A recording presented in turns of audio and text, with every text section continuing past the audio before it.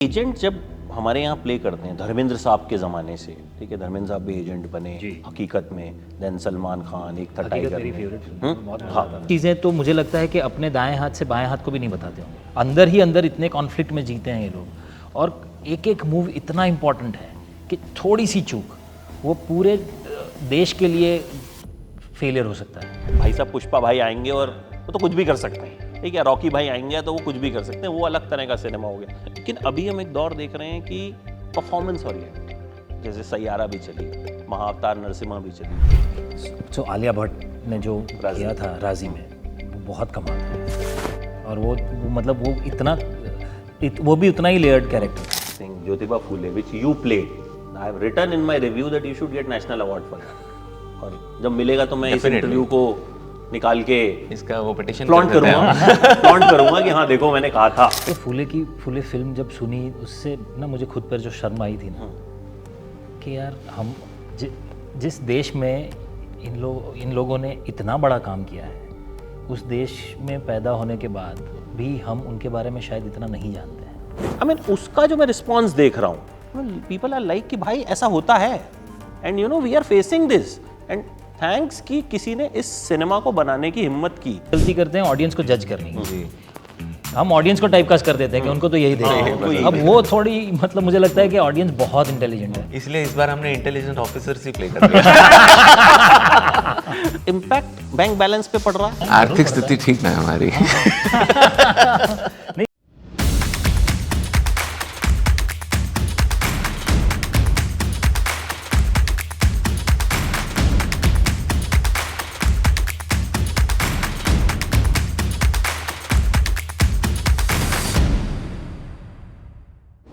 अच्छा, आपको पता है ये कौन है? हाँ? आप जानते हैं इनको, ये कौन है? सरकारी नौकरी है, पेंशन एक पैसे की नहीं है, प्रधानमंत्री जी इनसे पूछे बिना पलक नहीं झपकाती हैं, और वो जो शिमला एग्रीमेंट है उसका ड्राफ्ट किसने तैयार किया?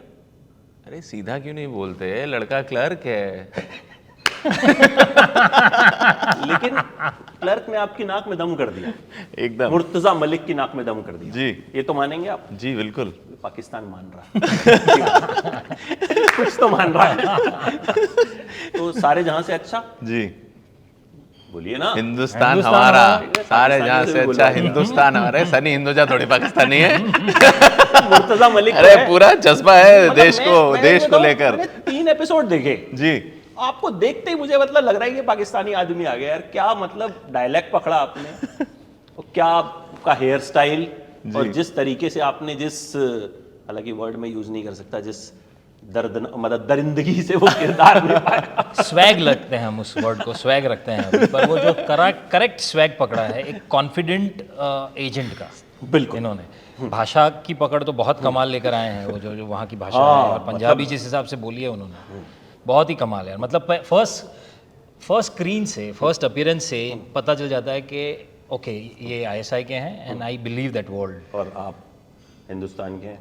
हाँ, मतलब मेरा तो इंट्रोडक्शन जैसे आपने दिया है, वो एक्चुअली क्लर्क की काम करते देखो क्लर्क बोलने वाली बात है, काफी कुछ करते हैं। हाँ हाँ, अरे मतलब पहले एपिसोड में सिर्फ बताया जाता है कि क्लर्क हैं, उसके बाद तो मतलब सारी फाइलें खोल देते हैं। बिल्कुल, तो बिल्कुल, बिल्कुल। थोड़ा सा बताइए कि कहानी कब की है, कहाँ, किस एरा में सेट है, फिक्शनल है, रियल है? ये 1970 के दशक की 70s। बात है, जो कि बहुत ही डिफाइनिंग एक दशक रहा हमारे देश के लिए, और हमारे देश के आसपास भी दुनिया में बहुत कुछ हो रहा था उस दौरान। तो उसी समय की बात की है हमने। फिक्शनल कहानी है, फिक्शनल किरदार हैं। जैसे हमने मतलब वर्ल्ड वॉर 2 हुआ था, उसके आसपास बहुत सारी फिल्में बनी। तो वर्ल्ड वॉर 2 जो हुआ वो सही है, और उसके आसपास जो फिल्में बनाई गई, किरदारों की बात की गई, वो सब फिक्शनल है। तो वैसा ही है, कुछ जो इंसिडेंट्स हुए हैं उस समय हमारे देश में, वो तो हैं ही, उसका रेफरेंस है। रेफरेंस। बाकी उसके इर्द गिर्द जो हमने कहानी बुनी है वो पूरी फिक्शनल कहानी है। So how you agreed to be a Pakistani ISI agent, and क्या प्रिपरेशन रही? क्योंकि कहीं ना कहीं एक इनका तो जाहिर है इंडियन एजेंट हैं, तो इनको तो ये तो नॉर्मल अपनी इंडियन एक्सेंट में और उसमें बात कर रहे हैं, बट आपके लिए क्या नॉर्मल कैरेक्टर से बहुत डिफरेंट रहा इसको प्ले करना? बिल्कुल। सबसे पहले तो एक एक्टर जो होता है, कलाकार होता है, बहुत ग्रीडी होता है। तो ये स्क्रिप्ट बहुत अच्छी थी, और उसके साथ साथ मेरा किरदार भी बहुत अच्छा था। तो जब ये सारी चीज़ें और लोग इतने अच्छे थे जो बना रहे थे, तो ये सारी चीज़ें जब मैच हो जाती है ना, फिर आप नहीं देखते हो कि क्या रोल है, कहाँ का है, तो फिर वहाँ आपका वो कलाकार ऊपर आ जाता है और वो कहता है कि यार ये रोल बहुत ज़्यादा रेजोनेट कर रहा है, ये बहुत बढ़िया है और टक्कर का है। और इस तरीके से अगर पाकिस्तान इतनी सारी चीज़ें करके दम कर रहा है और फिर जब एक जीत होती है इंडिया की, तो वो और ज़्यादा सुकूनदेह लगती है। तो मुझे लगा कि ये किरदार इतना पावरफुल है और ऑफ कोर्स पाकिस्तान का है, तैयारी में बहुत मुश्किलें थी क्योंकि आईएसआई का चीफ है और इसके लिए मुझे बहुत ज़्यादा रिसर्च करना पड़ा। जो एक्चुअली जो राइटर्स हैं उन्होंने स्क्रिप्ट इतनी अच्छी लिखी थी, उसमें काफ़ी कुछ मसाला था और काफ़ी कुछ चीज़ें थी, काफ़ी डिटेलिंग थी। तो मैंने उनसे, गौरव और पूरी राइटर्स की टीम से रिक्वेस्ट की कि जो भी इन्होंने रिसर्च किया है वो प्लीज़ भेज दें। तो मैंने रॉ के बारे में तरीके से पढ़ा, इंटेलिजेंस का काम क्या है उसके बारे में पढ़ा, आईएसआई के किस तरीके से रिक्रूट होते हैं उसके बारे में पढ़ा। तो वो सारी रिसर्च सबसे पहले तो वो बेस था। उसके बाद ऑफ कोर्स फिर आपका लैंग्वेज होता है, बॉडी लैंग्वेज होता है। लैंग्वेज में मुझे इशराक भाई ने बहुत बखूबी हेल्प किया, जिसकी वजह से जो ठीक ठाक मैं कर पाया। और उसके अलावा ये सारी चीज़ें तो बहुत बेस हैं, ठीक है, ये सब फिज़िकल एक्सटर्नल। लेकिन सबसे ज़्यादा जो खतरनाक चीज़ थी जो उनका टर्मोइल था, जो साइकोलॉजिकली वो लोग जो डिलेमा में रहते हैं ना, to work for their country and at the same time personally इतने चैलेंज रहते हैं, आप किसी को बोल नहीं सकते, किसी को बता नहीं सकते। एट द सेम टाइम आपके अंदर हर वक्त एक बवंडर चल रहा होता है, आपका हर डिसीजन, आपका हर मूव आपको मतलब मेक एंड ब्रेक हो सकता है फॉर योर नेशन। इनके लिए इनकी सेंसेस 10x टाइम तेज होनी चाहिए। जो भी हमारी 5 इंद्रियां हैं वो नॉर्मल लेवल पे, हमारी तो 5 इंद्रियां भी एक साथ एक फुल फंक्शन पे काम नहीं करती, लेकिन इनकी हर इंद्री फुल 10x पावर पे काम करना ज़रूरी है, क्योंकि कहीं भी कोई भी चीज़ चूक नहीं हो सकती। सूंघ के, देख के, सुन के, all these things, it becomes instrumental to play a role like this. तो ये सारे इस तरीके के बहुत चैलेंजेस थे। और जिस तरीके से लिखा गया, लेयरिंग इतनी तगड़ी है ना, एक एक करके ना, जैसे अनियन की लेयर्स पील करते हैं ना, उस तरीके से निकलेगी। एक एजेंट जब हमारे यहाँ प्ले करते हैं, धर्मेंद्र साहब के ज़माने से, ठीक है, धर्मेंद्र साहब भी एजेंट बने हकीकत में, देन सलमान खान, एक था हकीकत मेरी फेवरेट फिल्म है, बहुत हाँ। तो एजेंट्स का एक जो हमने एक ऑरा बना रखा है कि भाई स्वैग मारेगा, एक्शन करेगा, बट यहाँ कंप्लीटली ऑपोजिट, ये रियल जी। कि जब वेब सीरीज हम देखते हैं तो हमें पता है कि वो एक घूसे में 10 लोग नहीं उड़ने वाले हैं, है ना, जो फिल्म में होता है वो, ठीक है। तो यहाँ जब आपको एक क्लर्क जो असल में एजेंट है, जब ये प्ले करना था, तो दिमाग में क्या रेफरेंस रहा या किस तरीके से you prepared for this character? तो मैं बताऊं, कहीं ना ये लाइन हमने डिस्कस भी की थी प्रेप के दौरान, कहीं पढ़ा भी था इसके बारे में कि एक एजेंट को जब कभी फिजिकल कॉम्बैट में घुसना पड़े या गन का इस्तेमाल करना पड़े, तब उसका मिशन फेल हो चुका है। ओह वाह। क्योंकि एक एजेंट का काम यह है कि आप भीड़ में ऐसे गुम हो जाओ और अपना काम निकाल लो कि किसी को पता ना चले। अगर लोगों को पता चलना शुरू हो गया और आपके साथ ऑलरेडी वो फ्रिक्शन शुरू हो चुका है फिजिकल लेवल पे इतना क्लोजली, तो मतलब the mission has already been sabotaged, तो उसका तो कोई मतलब ही नहीं बनता। दूसरा जो आपने सवाल पूछा कि हमने जिस हिसाब के एजेंट्स देखे हैं आज तक, इंटरनेशनली जेम्स बॉन्ड से लेके हमारी हिंदी फिल्म्स तक, वो सारे हमने अलग प्रकार के एजेंट्स देखे हैं। और उसमें ऐसा है कि वो अगर भीड़ में एंटर भी करता है तो सबकी नज़र उस पर पड़ेगी, जबकि यहाँ ये है कि वो ऐसा होना चाहिए कि किसकी नज़र ना पड़े। He can't afford to have any attention. तो वो फिज़िकली, मेंटली, उसका डिमीनर, उसका बर्ताव सब ऐसा होना चाहिए कि आपको कहीं पर भी आइडिया ना आए कि ये क्या करने वाला है। तो हम चाह रहे थे कि हम इसी प्रकार की कहानी बनाएं, उसी प्रकार के किरदार को लेकर आए। और इनका काम इतना इंटरनल है कि ये कुछ चीज़ें तो मुझे लगता है कि अपने दाएं हाथ से बाएं हाथ को भी नहीं बताते होंगे, ये इतना इंटरनल चलता है उनका। अपनी फैमिली को, दोस्तों को, बीवी को, बाकी सब तो छोड़ दीजिए, अंदर ही अंदर इतने कॉन्फ्लिक्ट में जीते हैं ये लोग। और एक एक मूव इतना इम्पॉर्टेंट है कि थोड़ी सी चूक वो पूरे देश के लिए फेलियर हो सकता है। अब इतने प्रेशर में रहने वाला आदमी किस हिसाब से अपना काम करता होगा, किस हिसाब से अपने आप को पब्लिकली कंडक्ट करता होगा, तो वो लेयरिंग बनाने में मुझे लगता है कि बतौर एक्टर बहुत मज़ेदार काम था ये। इसमें एक डायलॉग भी आता है ना कि इसको तो हम जानते नहीं है, बोले नहीं जानते तभी तो वो एजेंट तभी तो एजेंट है।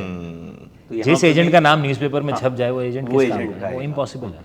अच्छा, एक जो अभी प्रतीक ने भी ये बात बोली कि हम एजेंट ऐसा होना चाहिए, एक्चुअल में ऐसा होना चाहिए। तो अभी जो एक दौर भी चल रहा है सिनेमा का, कह लीजिए कंटेंट का, लोग रियलिज्म को ज़्यादा पसंद कर रहे हैं। लोग मतलब चाह रहे हैं हमारे जैसा हो यार, कि मतलब कि लोगों को अब वो चीज़ें थोड़ी सी, या तो फिर एकदम ही हाई फाई है कि भाई साहब पुष्पा भाई आएंगे और वो तो कुछ भी कर सकते हैं, ठीक है, रॉकी भाई आएंगे तो वो कुछ भी कर सकते हैं, वो अलग तरह का सिनेमा हो गया। लेकिन अभी हम एक दौर देख रहे हैं कि परफॉर्मेंस ओरिएंटेड, जैसे सैयारा भी चली, महाअवतार नरसिम्हा भी चली, कि मंडला मर्डर्स आपकी हाल ही में नेटफ्लिक्स के लिए तो लकी हैं आप, अभी फिलहाल तो साइंटिस्ट बने थे उसमें आप जी, यहाँ अलग ही तरह की साइंस कर रहे हैं आप। तो सॉरी, तो परफॉर्मेंस ओरिएंटेड कंटेंट जहां पे ये मैटर नहीं करता कि स्टारकास्ट क्या है, जहां पे मैटर नहीं करता कि उसकी मार्केटिंग कैसी है, क्या है, दैट इज वर्किंग। तो आपको लगता है कि ये जो दौर है इसमें इस तरह का कंटेंट कहीं ना कहीं एक सही टाइम पे आया है? जी बहुत सही टाइम पे आया ये कंटेंट। और आप जो कह रहे थे ना कि एक प्रकार का जो हीरोइज्म हम देखते हुए बड़े हुए हैं, वो क्या था ना कि एस्पिरेशनल वैल्यू के अंडर हमने फिजिकल एस्पिरेशन, एक जो है ना जो बाहरी तौर पे दिखता है, वही उसी को हमने एस्पिरेशनल समझा अब तक। जबकि ऑडियंस, क्योंकि मैं खुद को एक एज एन ऑडियंस भी देखता हूँ, तो बहुत सारी चीज़ें आपको एस्पिरेशनल वैसे भी लगती हैं which is not physically seen. Right, आपका अप्रोच कैसा है, आप कर कैसे पाते हैं, उस लेयरिंग को कैसे निकाल पाते हैं, वो सारी चीज़ें भी एस्पिरेशनल हैं फॉर द ऑडियंस। और मेरी लाइफ का सबसे पहला हीरो कौन था? मेरे फादर। मैंने नहीं देखा मेरे फादर को कभी उस मतलब उस स्वैग में और वैसे। So actually speaking larger audience के लिए भी उनका हीरो है कौन? एग्जैक्टली। वो अपने आसपास से ही हीरो ढूंढते हैं ना। तो मुझे लगता है कि ये हमने शायद ऑडियंस को एक तरह से एक बॉक्स में रख दिया था कि इनके लिए हीरो तो ऐसा ही होना चाहिए, जबकि वैसा है नहीं, जो ऑडियंस बार बार प्रूव भी कर रही है। तो मुझे लगता है एक्टर्स के लिए बहुत ही कमाल का टाइम है ये। आप संदीप भैया से लेकर, और you played lot of variety of characters, जो कि मतलब अगर मैं उससे कंपेयर करूं तो आई मीन संदीप भैया से जहां लोग प्यार करते थे, मुर्तज़ा से पीपल विल हेट। तो एक एक्टर के लिए एक दो जो एक कह लूं कि नॉर्थ पोल साउथ पोल, तो how you see this? Amit भाई, मेरे को ना बचपन से जब मुझे एक्टर बनना था ना, तो मुझे ये बाद में समझ में आया कि उसको वर्सेटैलिटी कहते हैं।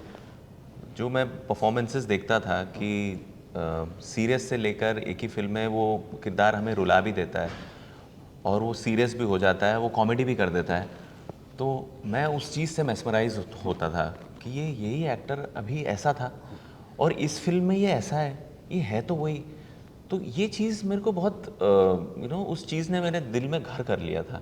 ये कैसे करते हैं, ये मैजिक क्या है ये, other than emotions swept going away with them is all fine, I agree, जिसकी वजह से तो हम जुड़े हैं सिनेमा से। लेकिन ये जो अलग अलग तरीके की चीज़ थी जो आज समझ में आती वर्सटैलिटी है, तो वो मेरे को लगता है कि that is a very very important aspect in my life and I really like myself to explore in different categories. And मुझे ये मतलब अच्छा लगता है कि लोग बोले कि नहीं ये वो है ही नहीं, ये दूसरा एक्टर है। तो वहाँ मेरी जीत होगी, क्योंकि अगर मैं अपने आप से दूर जाकर एक किरदार में अगर पूरा समा जाता हूँ तो that is a victory for me, और वो रियलिज्म और इस तरीके की सिनेमा में ही हो पाती है। तो आई एम ग्रेटफुल कि मुझे इस तरीके के रोल मिल पा रहे हैं, क्योंकि अगर मुझे करना है तो मुझे लिख के और वो बनाना पड़ेगा। लेकिन आई एम ग्रेटफुल कि इस तरीके के अलग अलग रोल्स मिलते हैं, जिसमें यूजुअली आप टाइपकास्ट और इन चीज़ों में आप फंस जाते हो कि वही सेम तरीके के मिलते हैं। But I have been very grateful the kind of roles that have been offered. God has been kind, people have been kind of trusting me in different kinds of roles they have not seen me. So it's a blessing and I am eternally grateful for such kinds of roles. अच्छा प्रतीक, फूले के बारे में मैं ज़रूर आपसे सवाल करूँगा। Heroes की जब हम बात करते हैं, I think Jyotiba Phule which you played, I have written in my review that you should get national award for that. और जब मिलेगा तो मैं इस इंटरव्यू को निकाल के इसका वो पिटिशन फ्लॉन्ट करूंगा कि हाँ देखो मैंने कहा था, मिल गया। So what Phule changed for you? I am not talking about business, क्योंकि मतलब मुझे नहीं पता उसका बिजनेस क्या था, मतलब that film touched me and that film touched lot of people. मतलब वो एक ऐसी फिल्म थी जो आई सेड कि सोसाइटी एंड सिनेमा के लिए ऐसी फिल्में बननी चाहिए? मतलब सिनेमा का मतलब होता है कि हम कुछ ऐसा देखें जो हम हमारे साथ रह जाए। तो व्हाट फूले ने आपके लिए बदला क्या, as a actor, as a performer? सबसे पहले तो फूले फिल्म जब सुनी, उससे ना मुझे खुद पर जो शर्म आई थी ना, कि यार हम जिस देश में इन लोगों ने इतना बड़ा काम किया है, उस देश में पैदा होने के बाद भी हम उनके बारे में शायद इतना नहीं जानते हैं, और ऐसी बहुत बड़ी जनरेशन है जो उनके बारे में इतना नहीं जानती थी। दूसरा ये है कि हमने सालों से सुपर हीरोज़ कौन थे, सुपरमैन, स्पाइडरमैन, ये वो, but these are the first superman of India. Jyotiba Phule की बात करो, महात्मा गांधी की बात करो, तो ये हमारे सुपर हीरोज़ हैं, और इन्होंने जो किया है वो उस टाइम पे सोचना भी पाप था। तो ये जो ह्यूमन रेजिलियंस की बात है, पैशन की बात है, और समाज को किस हिसाब से हम नई डायरेक्शन में ले जा सकते हैं, और हर एक इंसान के अंदर ये शक्ति मौजूद है, सिर्फ आपको करने की इच्छा होनी चाहिए। तो फूले ने मतलब बहुत कुछ ऐसा अंदर झिंझोड़ कर चेंज कर दिया है ना, कि आप सोचो, आप अपने आप से बाहर निकल के सोचोगे तब बड़ा शायद सोच पाओगे। और फूले की journey is very very personal and very close to my heart है। एक मेरे लिए भी, because I keep on reviewing the content, तो व्हेन आई रिव्यूड फूले, अच्छा मुझे अच्छी लगी, मैंने मेरे एक नॉर्मल रिव्यू की तरह उसको रिव्यू किया कि you should, but the kind of response I got, I was shocked कि यार मतलब लोग कितना रिलेट कर रहे हैं उससे, और हम शायद अपने ही बबल में जीते हैं। ठीक है, हमें लगता है यार ये ऑडियंस ये नहीं देखने वाली है, ठीक है, ऑडियंस ये तो यार मतलब नहीं होगा। तो अभी आपको लगता है कि वो बबल बड़े अच्छे से बर्स्ट हुआ है, जैसे भी धड़क 2 भी आई, ठीक है, आई मीन उसका जो मैं रिस्पॉन्स देख रहा हूँ, पीपल आर लाइक कि भाई ऐसा होता है, and you know we are facing this, and thanks कि किसी ने इस सिनेमा को बनाने की हिम्मत की, एंड थैंक्स कि भाई आप इस बारे में बात कर रहे हो। तो आपको लगता है ये बबल अब कहीं ना कहीं बर्स्ट हो रहा है? बिल्कुल बिल्कुल, मुझे लगता है कि thanks to OTT platform and the kind of situation we were in, जब हम लोग सब कोविड के दौरान घर पे बैठे थे, और तब जब हमने कंटेंट देखना शुरू किया, तो आई थिंक OTT का बहुत बड़ा हाथ है इन चीज़ों में, कि आप रियलिज़म वाली चीज़ें और जो लोगों को पहुँचे बात, वो वाले कंटेंट भी बना सकते हैं, और ये पुष्पा और पठान टाइप कंटेंट भी बना सकते हैं। So there is a beautiful balance that has come in because of this, and पता चला लोगों की एपेटाइट है ये चीज़ लेने की, और अब फिल्मों में भी वो दिख रहा है। तो इट्स अमेजिंग, यू नो, कि यही तो होना चाहिए ना, कि सारी चीज़ें एक साथ कैसे बैलेंस हो सकती हैं। तो यही हमारे देश की ब्यूटी भी है। हमारी आबादी ही हमारा पावर है ना, हमारी आबादी इतनी है कि हर प्रकार के कंटेंट के लिए ऑडियंस है हमारे पास, और हम सबसे बड़ी गलती करते हैं ऑडियंस को जज करने की। हम ऑडियंस को टाइपकास्ट कर देते हैं कि उनको तो यही देखना। अब वो थोड़ी मतलब मुझे लगता है कि ऑडियंस बहुत इंटेलिजेंट है, और उन्हें इंटेलिजेंट समझ के आप अपनी बात कहेंगे तो उन्हें ज़्यादा अच्छा लगेगा। इसलिए इस बार हमने इंटेलिजेंट ऑफिसर ही प्ले कर दिया। इवन मैं आपको बताऊं, मंडला मर्डर्स, तो मुझे एक पर्टिकुलर लड़की का मैसेज बार बार कि मुझे आप मंडला मर्डर जैसी दूसरी सीरीज बताओ। She was after my life, कह रहे आप बता क्यों नहीं रहे हो, गुस्सा हो रही है। अरे मैंने कहा मेरे को मिलनी चाहिए तो मैं बताऊंगा। तो यू नो लोगों को अगर आप कुछ डिफरेंट दे रहे हो, लोग एक्सेप्ट कर रहे हैं, and you know Netflix people only told me कि it has become a hit, it has become a super hit. तो आप उनको बता दीजिएगा 13 अगस्त के लिए, बताइएगा जरा, 13 अगस्त को सारे जहाँ से अच्छा अच्छा ही लगेगा फिर। नहीं वो तो मैं बता दूंगा। उसको पूछना है ऐसा कोई दूसरा शो बताओ। अच्छा, इस तरह के शोज की अगर हम बात करें, ये भी एक रिसेंटली हमने देखा कि हमारी हिस्ट्री से जुड़े शोज जो हैं वो आ रहे हैं। ठीक है, पहले हमको लगता था कि यार ये तो हमको पता है यार, आज़ादी के टाइम क्या हुआ था, वी नो एवरीथिंग। ठीक है, हमने तो गदर में देखा था, मारकाट होती है, तारा सिंह आता है, ये वो, ठीक है, हो गया। ठीक है, राजीव गांधी हत्याकांड हमें पता था सब। बट अब जो शोज बन रहे हैं, they are showing the details कि भाई 8 एपिसोड आप एक ऐसे मुद्दे पे बना रहे हो जो हमने 8 मिनट की रिपोर्ट में खत्म कर दिया, एंड लोग उनको एक्सेप्ट कर रहे हैं, लोग उनको पसंद कर रहे हैं। अभी पीछे हालांकि वो दूसरे प्लेटफॉर्म के शोज थे, तो अभी नेटफ्लिक्स में मैं नाम नहीं ले सकता हूँ, बट दे डूइंग वेल। तो ये भी आपको लगता है कि मतलब उसके ही कंटिन्यूएशन में एक ऐसा शो होगा जो कहीं ना कहीं लोगों को टच करेगा उस तरह ये लोगों को टच करेगा, उसके बहुत सारे रीज़न हैं, और मैं खुद को एज एन ऑडियंस देखता हूँ, उस हिसाब से बता रहा हूँ कि हम जिस पाई वर्ल्ड की बात कर रहे हैं ना, ये बहुत ही नया है, और यहाँ हिंदुस्तान, पाकिस्तान या किसी दूसरे देश की बात भी नहीं कर रहे हैं हम ज़्यादातर, वो है वो एक मुद्दा है जो हुआ था, उस पर बात है, वो सब ठीक है। पर हम बात कर रहे हैं स्पाइस की, फिर चाहे वो CIA के हो, मोसाद के हो, ISI के हो, रॉ के हो, वो ह्यूमंस हैं।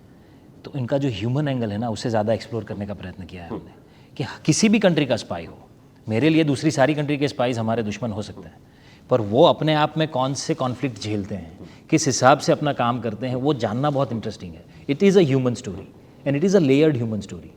जैसे हम आगे भी बात कर रहे थे, उनका जीवन कैसा होता है किसी को नहीं पता, उनके घर वालों तक को नहीं पता, उनकी सक्सेस को कोई सेलिब्रेट नहीं कर सकता, पर उनकी एक फेलियर का रिजल्ट आपको सडनली दिखता है कि यार इतना बड़ा डिजास्टर हो गया, इतना बड़ा वॉर हो गया। तो उनका काम ही यह है कि वॉर ना हो। इवन जो आपका कैरेक्टर है, आई थिंक ये इंटरव्यू हम शो आने के बाद ही डालेंगे, तो जिस तरीके से अनूप सोनी का कैरेक्टर जब मरता है, देन उसके बेटे को जाके कंसोलिंग, मतलब वो ह्यूमन एंगल जो आपने बोला, तो मुझे वो बहुत बहुत कमाल का एंगल है वो। ध्यान आया कि मतलब पाकिस्तानियों का भी ह्यूमन एंगल दिखा दिया। और कुछ हाँ, पर है तो सब जगह इंसान ही है ना, है तो सब जगह इंसान। मैं वही बोल रहा पर हूँ। मज़ा ये है कि उसमें ना, उस टाइम पे देखते हुए आप हिंदुस्तान, पाकिस्तान, चाइना, अफगानिस्तान कुछ नहीं देख रहे, आपको उस टाइम पे वो इंसान दिख रहा है। और कहानियों का मज़ा ये है कि हम सिर्फ ह्यूमन एंगल, ह्यूमन लेयर्स और इमोशंस की बात कर रहे हैं। तो उस हिसाब से ये बहुत ही यूनिक स्पेस में है शो। और ये ऐसे किरदार हमने, मुझे नहीं लगता, मुझे नहीं याद है कि मैंने कहीं देखा हो। नहीं, बट आप जो बोल रहे हैं ना कि एक आदमी, जैसे प्रतीक ने बोला कि उनके अंदर क्या चल रहा होता है किसी को नहीं पता। आप नॉर्मल लाइफ में भी आप अगर लोगों से मिलेंगे ना, जो आपके कुछ करीबी भी हैं और कुछ जानकार भी हैं, एक्चुअली में आदमी क्या सोचता है किसी को नहीं पता। ठीक है, वो फिर भी शेयर करता है, बहुत ही लिमिटेड, अपने आप से तो शेयर कर ही लेता है। ऑलरेडी वो कॉम्प्लेक्स चीज़ें या जीवन जी रहे हैं। लेकिन ये जब आप स्पाई की लाइफ में आते हैं ना, इसी को आप 100 गुना बढ़ा दो, तो उसके दिमाग में इतने बवंडर चल रहे होते हैं, वो कभी कभार खुद से भी शेयर नहीं कर पाता है कि मैं इसका क्या करूं। वो खुद से भी नहीं समझ पाता। He has to take the decision on that moment, and एक decision it can make or break, and the kind of responsibility, the kind of stakes, मतलब इससे किसी छोटी मोटी या किसी के पैसे या उसका मुनाफा या इस लेवल का नहीं है। It can create wars, it can stop wars. तो the kind of stakes, and उसके साथ साथ आपकी फैमिली, आपके लोग, ह्यूमन साइड, इन सब चीज़ों में आप ह्यूमन साइड नहीं देख सकते। लेकिन इस कहानी में ये खूबी है कि उसके साथ साथ ये ह्यूमन का डिलेमा दिखेगा, वो सबसे खूबसूरत चीज़ है, एज प्रतीक ऑल्सो सेड। अच्छा, आपका वैसे फेवरेट एजेंट कौन सा है, अगर बॉलीवुड हॉलीवुड वैसे वाले एजेंट्स की बात की जाए तो? विष्णु शंकर तो अभी बाद में, अभी लिस्ट में ऐड होंगे 13 तारीख के बाद। तो आलिया भट्ट ने जो किया था राजी में, वो बहुत कमाल था यार। और वो मतलब वो वो भी उतना ही लेयर्ड कैरेक्टर था। हाँ बिल्कुल, कि वहाँ जाके उन्होंने शादी की, वो उन्होंने जिस हिसाब से वो पूरा परफॉर्म किया, जिस हिसाब से, तो वो कहानी इतनी खूबसूरत थी। मुझे लगता है दैट्स वेरी रिलेटेबल। मुझे लगता है कि एक हमारे एजेंट थे रविंद्र कौशिक, ब्लैक टाइगर, मतलब उनकी कहानी आई फील बहुत अच्छे तरीके से बताई नहीं गई। एक डॉक्यू ड्रामा बना था जिसमें मैंने उसमें काम किया था, बट वो मुझे मतलब लगता है वो बहुत ही दिल दहलाने वाली कहानी है। And he is not known, he is known. देखो, एक स्पाई के लिए अगर जाना is a wrong thing, but वो आदमी, उसने इतनी सारी इन्फॉर्मेशन पास की थी पाकिस्तान में जाके, वहाँ पे शादी की, सब चीज़ें की, और वो बाद में पकड़ा गया और वो वहाँ टाइफॉइड में जेल में मर गया था पाकिस्तान में। तो इसीलिए हमें वो पता है, नहीं तो कभी भी नहीं पता चलता हमें। तो पता ही नहीं चलता। And that is very very inspiring, and I think उस पर कुछ बनना चाहिए, and I think it's truly. एक लास्ट मैं आप दोनों से एक क्वेश्चन पूछना चाहूँगा। जैसे हम बात करते हैं कंटेंट बदल रहा है, ठीक है, आपको हम अलग अलग में चीज़ों में देखते हैं, आपको देखते हैं, तो आप लोग परफॉर्मर्स पहले हो, एक्टर्स पहले हो, स्टार वर्ड हम बाद में जी, क्योंकि हमारे यहाँ स्टार्स ज़्यादा होते हैं। और तो क्या चीज़ें आपको काम वाइज, रिम्यूनरेशन वाइज ये भी बदल रहा है आपके लिए? कुछ आपको लगता है उसमें भी बदलाव आ रहा है, या सिर्फ तारीफ ही हो रही है कि भाई संदीप भैया बन गए बढ़िया, मुर्तज़ा बन गए, या प्रतीक ने क्या फूले में कर दिया, उसका इम्पैक्ट बैंक बैलेंस पे पड़ रहा है, काम पे पड़ रहा है? हाँ, जरूर पड़ता है, जरूर पड़ता है। ठीक है हमारी। नहीं, जरूर पड़ता है। लोग ज़्यादा उत्साहित रहते हैं काम करने के लिए, नए किरदार को हमारे साथ एक्सप्लोर करने के लिए। और जहाँ तक पैसों की बात है या फेम की बात है या नाम की बात है, सेलिब्रिटी स्टेटस की, तो ये सारे बाई प्रोडक्ट्स तो इस काम से जुड़े हुए हैं। तो जितना काम मिलता जाएगा, जितने ज़्यादा लोगों के साथ हम काम कर पाएंगे, ये सारा अपने आप आते ही रहता है। पर हाँ, इससे ज़रूर फ़र्क पड़ता है। देखिए सबसे पहले तो जो इतनी मोहब्बत मिलती है वो कंपैरेबल नहीं है कि हमें क्या पैसा मिल रहा है उसके बनस्पत, बट उसके साथ साथ धनराशि भी बहुत ज़रूरी है। और वो एक एनर्जी है, you know, more than just the money, it's an energy.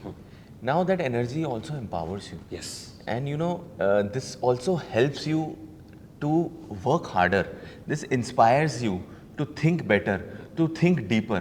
तो वो उस लिहाज से बहुत ज़्यादा ज़रूरी है। And I am sure and I know as Prateek says कि हमें उसमें भी इजाफा हो रहा है एंड वो साथ साथ अगर होता रहेगा तो वो हमें हमारा यू नो एक हमें थोड़ा fearless रखेगा हाँ, कि वो हाँ, आप करो fearless experiment। रखेगा कि एक्सपेरिमेंट भी कर सकते हैं ना, तो फिर कि नया किरदार भी ट्राई कर सकते हैं। एग्जैक्टली, नहीं तो फिर तो डेफिनेटली आप कहेंगे कि why will I do a Phule, भाई मुझे Exactly. फूले के बाद तो Exactly. मेरा प्राइस कम हो गया, Yes. तो मैं फूले क्यों करूं यार, मैं तो फिर कुछ और करता हूं। तो नेचुरली सी एक एक्टर को वो सब चीजें तो चाहिए। बिल्कुल तो बिल्कुल good to know यही चीजें होती हैं, कि हम वो उस भी चीज़ों हो की रहा है। वजह से फूले ना समाते क्योंकि हैं। हमको पता है कि तारीफें बहुत हो रही हैं, ठीक है, जी, जी। क्रिटिसिज्म मतलब क्रिटिक्स भी एक्लेम कर रहे हैं, लोग भी पसंद कर रहे हैं, वो सारी चीजें हैं, बट अल्टीमेटली तो पैसा भी आना चाहिए। हाँ हाँ, पैसा भी आना ही चाहिए। तो आई होप पैसा भी खूब आए, तारीफें भी खूब हों, एंड आई होप भाई, मैंने 3 एपिसोड देखे हैं इस सीरीज के और 3 तो बहुत बढ़िया है, मतलब जी। 3 में मतलब मजा आ गया। और सबसे इम्पोर्टेंट ये है कि ज़्यादा से ज़्यादा लोग देखें तब समझ में आएगा कि क्या है एक्चुअली। और तो फिर कितनी तारीख को आ रही है? 13 अगस्त को 13 अगस्त को नेटफ्लिक्स पे 12:30 सारे बजे। जहाँ से हाँ, दोपहर को 12:30 बजे 12 बजे। स्टैंडर्ड 12 साढ़े 12:30 नेटफ्लिक्स ने परमानेंट मुहूर्त निकाल के रखा है 12:30 बजे का, ठीक है, कोई पंडित उन्होंने सेट किया हुआ है, जी। 12:30 बजे रिलीज करता है और मतलब वीकेंड तक पूरी फैल जाए। जी। So wish you all the best. Thank and you. अभी तक मजा आ रहा है मुझे, आई होप Thank बाकी you. के 3 एपिसोड Thank इससे you. भी अच्छे Please हों। बताइएगा। मैं तो 3 एपिसोड के बेसिस पे कहूंगा कि जरूर देखिएगा जी। तो, और आप दोनों तो खैर कभी डिसअपॉइंट नहीं करते आगे भी ऐसे ही करते रहिए, अच्छा you. अच्छा काम। Thank you so much Thank you, Amit भाई। एंड हिंदुस्तान जिंदाबाद। Thank you. सारे जहाँ से अच्छा हिंदुस्तान हमारा।